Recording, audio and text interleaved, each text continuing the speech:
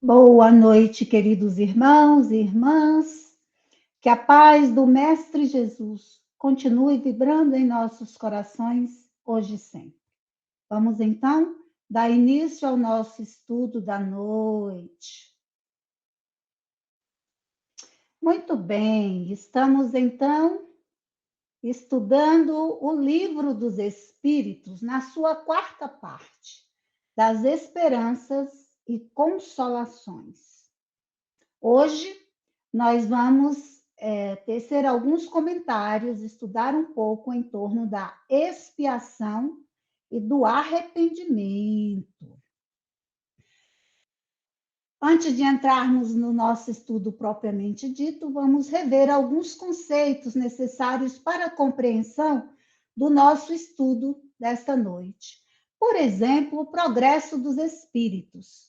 Nos espíritos nos ensinam que todos nós fomos criados da mesma forma, por Deus, o nosso Pai, simples e ignorantes, mas que nós temos um caminho a percorrer até atingirmos a perfeição relativa, o estado de espíritos puros. Portanto, a nossa meta é chegar progressivamente à perfeição. Chamam ainda a nossa atenção que nesse processo de evolução, nós podemos até permanecer por longos tempos estacionários, porém, nós não retrogradamos, jamais. E Emmanuel nos esclarece o seguinte, lá no Consolador, na pergunta 243, nessa obra maravilhosa, Psicografia de Chico Xavier, pelo Espírito Emmanuel. Ele nos diz que todas as entidades espirituais encarnadas no orbe terrestre, ou seja, todos nós, são espíritos que se resgatam ou aprendem nas experiências humanas após as quedas do passado, com exceção de Jesus Cristo, cuja evolução se verificou em linha reta para Deus. Portanto, todos nós que aqui estamos vivenciando as nossas provas, estamos no mundo de provas e expiações e, portanto, expiando as nossas faltas pretéritas, aprendendo e trabalhando para progredirmos. Allan Kardec, lá no livro Céu e o Inferno, no item do Código Penal da Vida Futura, ele nos esclarece acerca desse processo em que nós vamos, a necessidade da expiação, como se dá esse processo, qual o primeiro passo para a gente se reharmonizar com a lei de Deus. Porque se estamos expiando, é porque as infringimos, né? Então, precisamos nos reharmonizar com ela. Qual é esse processo? Allan Kardec nos traz todo esse processo lá no Código Penal da Vida Futura, na primeira parte de O Céu e o Inferno. Ele nos diz o seguinte: o arrependimento é o primeiro passo para a nossa regeneração, mas não basta por si só, sendo necessárias a expiação e a reparação. O arrependimento suaviza os traços da expiação, abrindo pela esperança o caminho da reabilitação. Porém, só a reparação pode anular o efeito, destruindo-lhe a causa. Portanto, arrependimento, expiação e reparação são as três condições necessárias para apagar os traços de uma falta e suas consequências. Todas as vezes que nós agimos em desacordo com a lei de Deus que está escrita na nossa consciência, que mostra o caminho a ser seguido para que nós nos mantenhamos em harmonia e não caiamos em tentação, não adquiramos para nós a condição de ter que reparar erros perante a lei, nós passamos por essas condições. Primeiro, é necessário que nós despertemos para o arrependimento, o reconhecimento do nosso erro. Depois, a gente vai ganhar a oportunidade da reparação, no processo da expiação. E depois, nós temos que reparar o mal que fizemos. Só assim estaremos novamente em harmonia com a lei. Mas no Livro dos Espíritos, da questão 990 a 1002, Allan Kardec faz várias questões aos espíritos em torno desse processo da expiação e do arrependimento. Por exemplo, o arrependimento se dá no estado corpóreo ou no estado espiritual? Isso é interessante, né? Que a gente saiba. Por quê? Porque a gente precisa já começar a trabalhar em nós essas questões a partir de agora, não podemos perder tempo, né? E os espíritos nos dizem que no estado espiritual, mas também pode ocorrer no estado corpóreo, quando bem compreendeis a diferença entre bem e o mal. Então, nós percebemos aqui que, normalmente, o arrependimento se dá no estado espiritual. Porém, quando o espírito já tem essa condição de diferenciar entre o bem e o mal, ele pode ocorrer também no estado corpóreo, ou seja, aqui nós que já temos essa condição, porque conhecemos os estudos da lei que nos diz que nos mostra quando nós agimos bem e quando nós agimos mal, nós podemos acusar, a nossa consciência já pode acusar e nós podemos iniciar o nosso processo. Qual a consequência, portanto, do arrependimento no estado espiritual? O desejo de uma nova encarnação para purificar-se.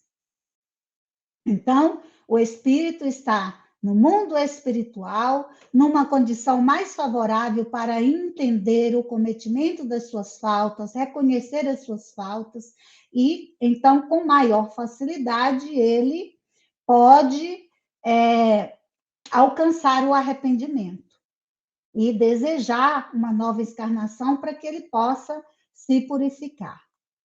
Porém, o espírito compreende, é nesse estado que o espírito compreende melhor as imperfeições que o impedem de ser feliz, e por isso aspira a uma nova existência em que possa expiar as suas faltas.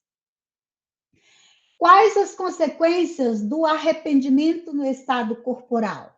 Existem consequências? Avançar já na vida presente, olha, é o que nós falávamos anteriormente, já aproveitar quando a nossa consciência já nos acusa, né, de alguma infringência à lei, nós podemos já procurar nos corrigir. Se ainda houver tempo para reparar essas faltas, né? Então, se o nosso arrependimento ainda for no momento que dei, a gente já pode começar por aqui mesmo, não podemos perder tempo, né? Pois quando a consciência o censura, ele mostra uma imperfeição, o homem pode sempre, sempre melhorar-se. Quem não se lembra dessa imagem em que Saulo de Tarso se encontra na estrada de Damasco com o Mestre Jesus? E ali foi o seu momento, o seu grande momento de arrependimento, ainda na vida terrena. E dali em diante, tem toda a sua história em que Saulo se transformou em Paulo de Tarso, conhecido como o apóstolo dos gentios, o divulgador da doutrina do Cristo por excelência. É um exemplo de que alguns que já têm essa condição de fazer essa diferença entre o bem e o mal podem dar início ao seu processo de reconciliação com as leis divinas já nesta encarnação. Mas há homens que só têm o instinto do mal e que são inacessíveis ao arrependimento? Será? Todo espírito tem que progredir incessantemente. Essa é a lei. Nós nascemos para o progresso. Tudo na vida, tudo na criação de Deus progride. E assim também é o homem. É por isso que renasce muitas vezes, porque o progresso do homem, ele é muito extenso para ocorrer numa única existência. Por isso, nós temos a oportunidade que Deus nos dá das várias existências através dos processos de reencarnação, para que a gente vá trabalhando nesse nosso processo de aperfeiçoamento. É preciso que todos progridam e atinjam a meta, que é chegar à perfeição relativa. Uns em tempo mais curto, outros com mais lentidão, conforme os seus desejos e o seu empenho, né, nessa busca de seguir os preceitos do nosso Código de Moral Universal do Cristo. Aquele que só tem o instinto do bem é porque já se purificou, né? Então, aqueles que ainda têm o instinto do mal é que precisam ainda desse trabalho todo de recuperação. Mas o homem perverso que não reconheceu suas faltas durante a vida, sempre as reconhece depois da morte, será? Sim, reconhecerá, mais cedo ou mais tarde.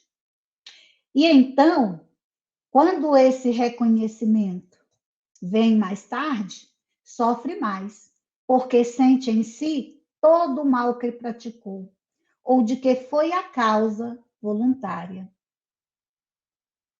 Entretanto, o arrependimento nem sempre é imediato. Às vezes demora, né, muito. Há espíritos que se obstinam no mal, no caminho do mal, apesar dos sofrimentos por que passam.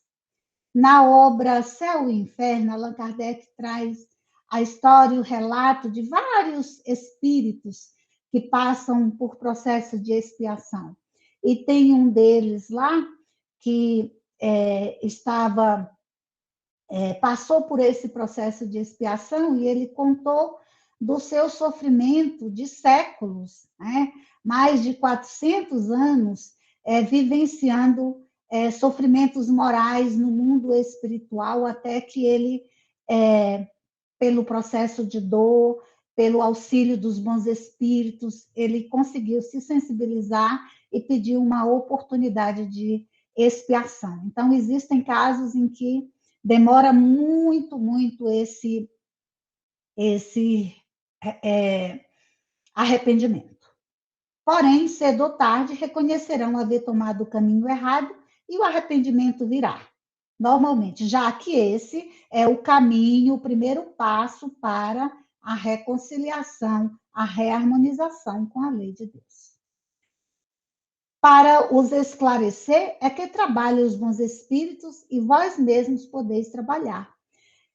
Quanto a essa questão do trabalho dos bons espíritos, que os bons espíritos fazem, muito especialmente pelos espíritos mais necessitados desse auxílio para que eles possam alcançar esse estado de arrependimento, a série André Luiz é muito, muito valiosa, com muitos, muitos exemplos que nos mostram o trabalho dos abnegados trabalhadores, auxiliando, prontos para acudir, auxiliar, socorrer aqueles espíritos que manifestam os primeiros sinais do arrependimento, favorecendo-lhe essa possibilidade da oportunidade de uma expiação.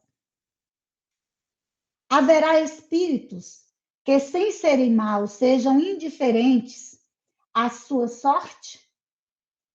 Assim, são os que não se ocupam de coisa alguma que seja útil. Nesse caso, sofrem proporcionalmente, ou seja, sofrem pela sua inutilidade, porque a lei é do trabalho, A lei de Deus é do progresso. Então, se a gente se compraz na inutilidade, a gente só vai trazer sofrimento para o nosso espírito. E, como consequência, nesses espíritos, o progresso se manifesta, mas é através da dor, através de muito sofrimento. Causas de alguns espíritos prolongarem seu estado de inferioridade fazendo mal. Os espíritos reconhecem, né, que o mal que lhe faz, mas eles continuam, né? Procedem assim, nos dizem os espíritos, aqueles cujo arrependimento é tardio, ainda não se arrependeram, ainda não reconheceram o seu erro.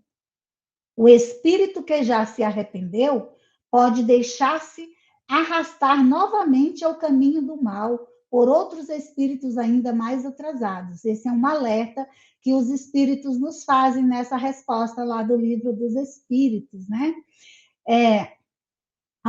Alguns espíritos nessa condição de estado prolongado de inferioridade, às vezes chegam a se sensibilizar e se arrependerem das faltas cometidas, porém, ainda fragilizados, permitem que outros espíritos os influenciem e eles podem novamente cair em tentação. Sobre a possibilidade da prece não produzir efeitos imediatos sobre alguns espíritos, o que nos dizem eles? A prece só tem efeito em favor do espírito que se arrepende. Em relação aos que, impelidos pelo orgulho, e aqui a gente pode acrescentar egoísmo, vaidade, tudo que faz ele se voltar só para si, para o seu egoísmo, para o seu ego, né? E se revolta contra Deus e persistem nos seus desvarios, a prece nada pode e nada poderá fazer, até o dia em que um clarão de arrependimento se manifeste neles. Ou seja, se trancar no orgulho, na vaidade, no egoísmo, nos deixam de tal forma refratários que dificulta a possibilidade até da ação da prece para nos ajudar. Aqui mais uma lembrança que Allan Kardec nos traz lá no livro Céu e Inferno sobre a expiação. Nos diz ele que consiste nos sofrimentos físicos e morais que são a consequência da falta cometida, seja na vida atual, seja na vida espiritual após a morte, ou ainda em nova existência corpórea, até que os últimos vestígios da falta tenham desaparecido. Ou seja, a expiação é você passar por aquilo que você causou no outro. Ela se realiza no estado corpóreo ou no estado espiritual.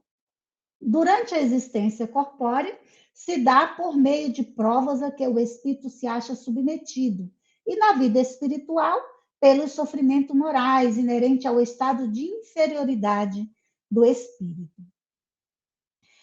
Ainda sobre as possibilidades do arrependimento apagar as faltas e as consequências de não se arrepender das suas faltas, nos dizem os espíritos que o arrependimento ele contribui naturalmente para a melhoria do espírito, mas o passado deve ser expiado, ou seja, as faltas cometidas devem ser reparadas.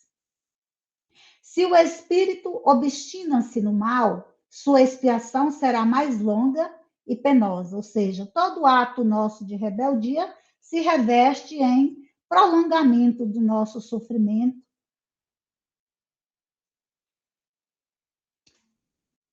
Sobre as maneiras de irmos resgatando as nossas faltas desde esta vida, elas existem e são as seguintes: só por meio do bem se repara o mal. E a reparação não apresenta nenhum nenhum mérito se não atinge o homem no seu orgulho, na sua vaidade, no seu egoísmo, em todos os seus vícios mesquinhos, nem nos seus interesses materiais. Então, fora essas questões, né, de qualquer outra que a gente se apegue, por exemplo, a sacrifícios outros quaisquer, que não interfiram, diminuindo o nosso orgulho, a nossa vaidade, os nossos interesses materiais, não irão contribuir conosco neste propósito. Mas e o mérito de direcionarmos para depois da morte o emprego útil dos bens que possuímos? Será que existe mérito? Bom, algum mérito há de haver, porque é melhor do que não se fazer nada, né? Mas nos dizem os espíritos que é quase sempre mais egoísta do que generoso aquele que assim age. Quer ter as honras do bem sem o trabalho de praticá-lo.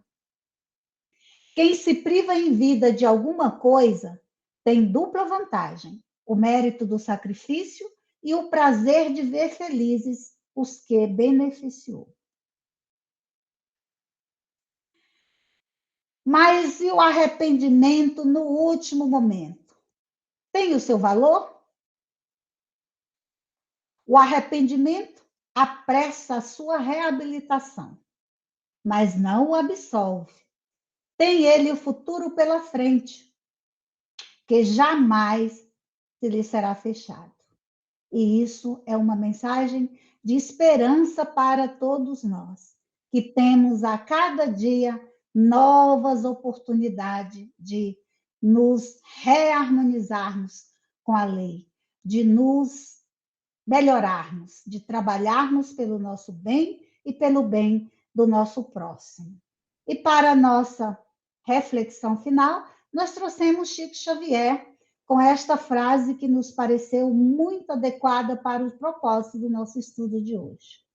Embora ninguém possa voltar atrás e fazer um novo começo, qualquer um pode começar agora e fazer um novo fim. Que a paz do Mestre Jesus continue vibrando em nossos corações hoje e sempre. Que assim seja. Graças a Deus.